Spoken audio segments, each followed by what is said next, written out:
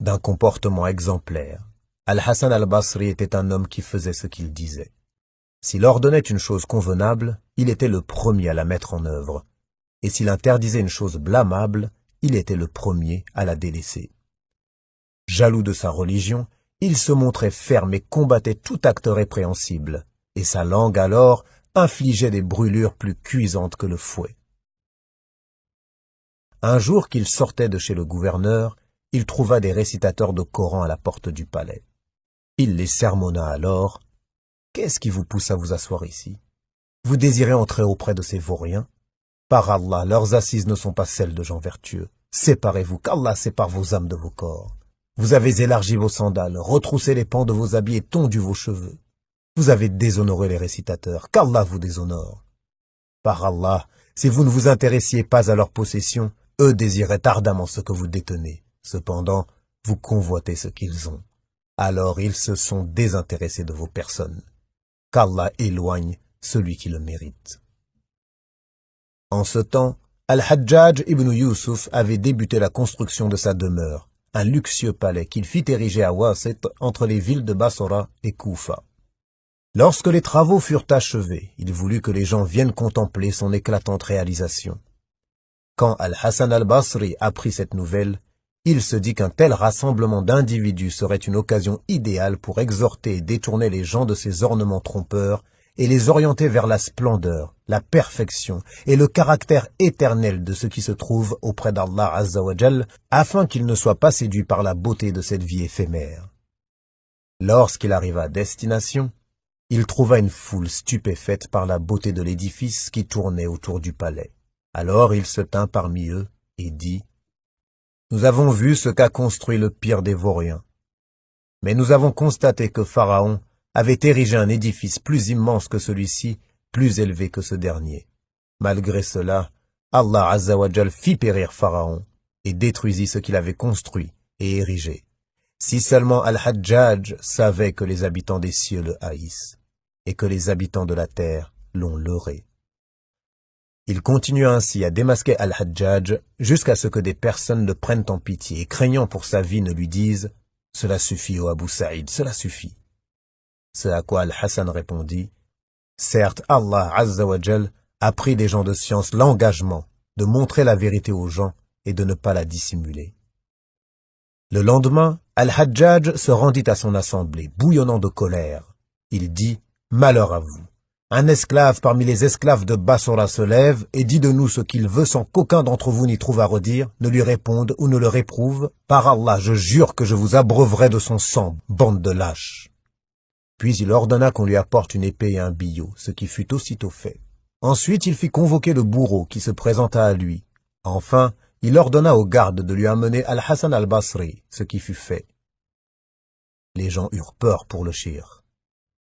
Lorsqu'Al-Hassan al-Basri vit l'épée, le billot et le bourreau, ses lèvres remuèrent, puis il s'orienta en direction d'Al-Hajjaj avec l'aplomb du croyant qui place entièrement sa confiance en son Seigneur. À peine Al-Hajjaj l'eut-il aperçu, qu'il ressentit en lui une crainte révérentielle envers cet homme.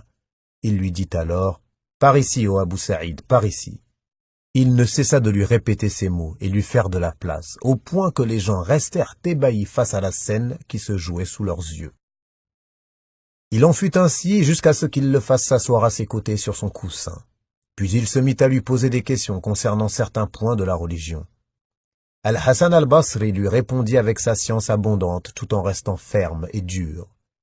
Al-Hajjaj conclut alors cette entrevue en lançant « Ô Abu Saïd, tu es le maître des savants. » Puis il appliqua son plus cher parfum de ses propres mains sur la barbe du shir, et enfin il lui fit ses adieux.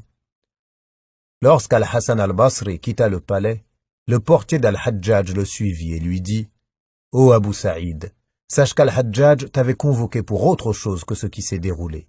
Quant à moi, je t'ai vu entrer au palais et remuer tes lèvres lorsque tu vis l'épée et le billot.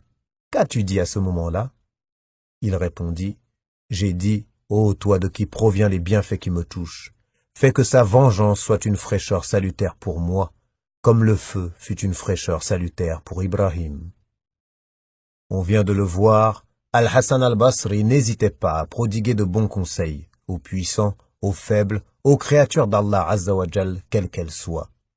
Ainsi, lorsque Omar ibn Abdel Aziz lui écrivit une lettre pour lui demander de l'exhorter, ce dernier lui répondit « Certes, celui qui te tient compagnie ne te conseille pas, alors que celui qui te conseille ne te tient pas compagnie. » De même, lors des troubles occasionnés par Ibn al-Ash'ath qui combattit al-Hajjaj ibn Yusuf, Uqba ibn Abdil Ghafir, Abu al-Jawza, Abdullah ibn Ghalib et d'autres allèrent voir Al-Hassan al-Basri et lui dirent « Ô Abu Saïd, quel est ton avis concernant le fait de combattre ce tyran qui a fait couler du sang sacré, s'est accaparé des biens de manière illicite, qui a délaissé la prière, qui a fait telle et telle chose ?» Al-Hassan al-Basri leur répondit « Mon avis est que vous ne devriez pas le combattre. En effet, si c'est une punition d'Allah Azza wa Jal, alors vous ne renverrez pas le châtiment d'Allah Azza wa Jal par le biais de vos épées.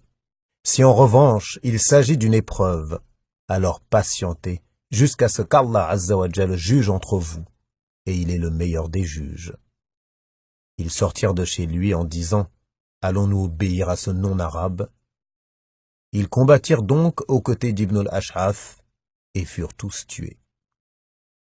Certes, l'imam de Bassora ne faisait pas preuve de libéralité qu'avec ses conseils et recommandations. Il avait érigé la générosité en un véritable code chevaleresque, comme nous le prouvent ces quelques phrases sublimes.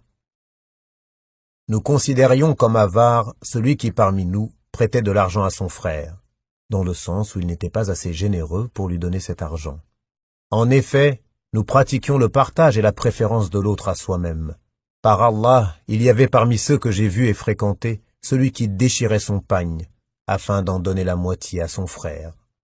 En outre, il y avait avant vous celui qui, arrivé au moment de rompre son jeûne, s'arrêtait devant l'un de ses frères et lui disait « Certes, aujourd'hui j'ai jeûné pour Allah Azza wa Jal, et je veux, si Allah accepte cette œuvre, que tu en aies une part, alors donne-moi une portion de ton repas. » L'autre lui apportait alors ce qu'il avait comme eau et dattes, et il rompait son jeûne avec ses victuailles. De même, il a dit « J'ai vécu à une époque où il y avait des personnes parmi lesquelles on pouvait trouver un homme qui remplaçait son frère, épaulant la famille et les enfants de ce dernier 40 ans après sa mort. Il disait « Le serviteur sera interrogé au sujet de toute dépense qu'il accomplira, excepté une dépense pour ses parents et ses descendants, ou son frère en Allah Azza wa Jal, son compagnon dans l'obéissance du Seigneur. En effet, il est rapporté qu'Allah Azza wa Jal éprouve de la gêne à lui demander des comptes dans ces cas. » Ainsi, Qatada rapporte « Nous nous rendîmes auprès d'Al-Hassan al-Basri alors qu'il dormait. Près de sa tête, il y avait un panier. Nous le tirâmes et y trouvèrent du pain et des fruits. Nous nous servimes, ce qui le réveilla. Il nous vit, ce qui le réjouit et le fit sourire. Puis il récita « Aw sadiqikum laysa alaykum junah » ou chez vos amis, nul empêchement à vous.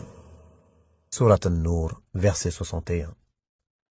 Et quant à ces paroles de sagesse, elles qui ont traversé l'espace et le temps, elles sont toujours aussi éclatantes de vérité. Ainsi il a dit, « Quel mauvais compagnon que le dinar et le dirham! Ils ne te sont utiles qu'une fois que tu t'en sépares. Comporte-toi envers les gens comme tu souhaiterais qu'ils se comportent avec toi, et ils se comporteront avec toi de manière similaire. » La mort a démasqué ce bas monde, ne laissant à celui qui est doué d'intelligence plus aucune place à la joie. Le rire du croyant n'est qu'une insouciance de sa part. On lui dit, un tel a médit de toi. Il lui envoya un plateau de gâteaux en lui transmettant ce message. On m'a informé que tu m'avais offert tes bonnes actions. Alors je tenais à t'en remercier en t'offrant ceci. Il disait, ô fils d'Adam, tu n'es en réalité que des jours, et à chaque jour qui passe, c'est un peu de toi qui s'en va. De même il disait, méfie-toi de celui qui te rapporte les propos des autres, car il rapportera tes propos à d'autres. Un homme dit un jour à Ibn Sirin, j'ai fait un rêve dans lequel un oiseau s'emparait des meilleures pierres de la mosquée.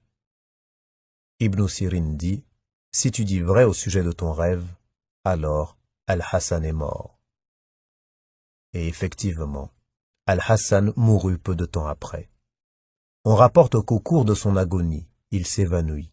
Lorsqu'il reprit conscience, il dit « Vous m'avez réveillé alors que je me trouvais au beau milieu de jardins, de sources et d'endroits agréables. » Al-Hassan al-Basri mourut au cours du mois de Rajab, de l'an 110 hégirien, décembre 728 grégorien, à l'âge de 89 ans. Ses funérailles débutèrent après la prière du vendredi. Les gens se ruèrent alors autour de sa dépouille, à tel point qu'ils ratèrent la prière du Asr, qui ne fut pas accomplie ce jour-là, dans la grande mosquée de Bassora.